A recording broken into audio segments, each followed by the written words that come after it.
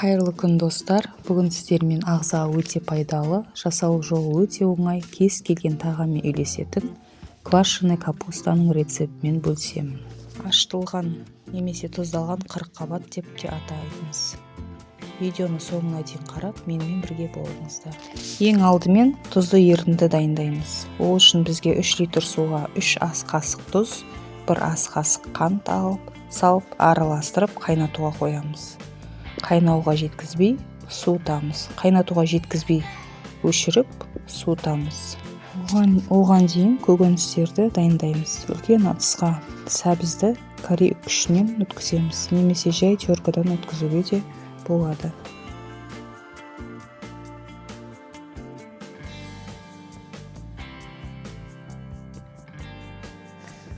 1 килограмм капустаға 1 орташа сәбіз қосамын.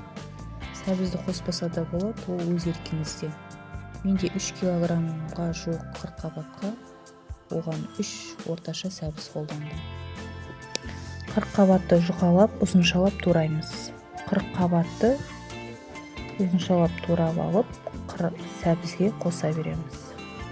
Түйіршік, қара бұрыш және лабыр жапырағын қосамыз. Оны бірден банкеге де салуға болады. Жақсылап араластырамыз.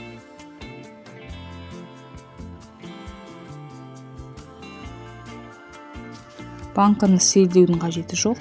Ас содамен жуылған банкаларға тығыздап капустамызды саламыз.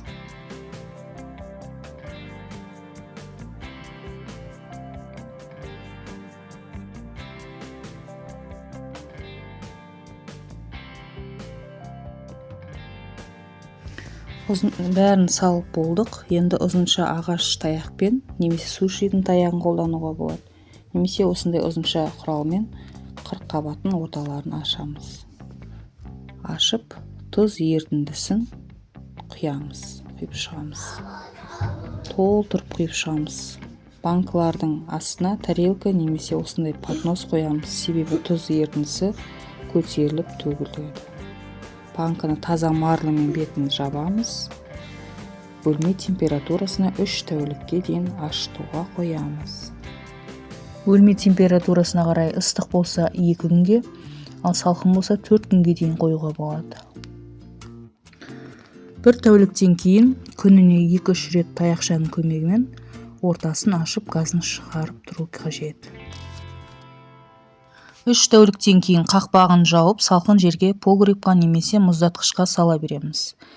Мына квашеный капустамыз дайын, ас болсын. Видеоны толық көргендеріңізге рахмет. Келесі кездескенше аман сау болыңыздар.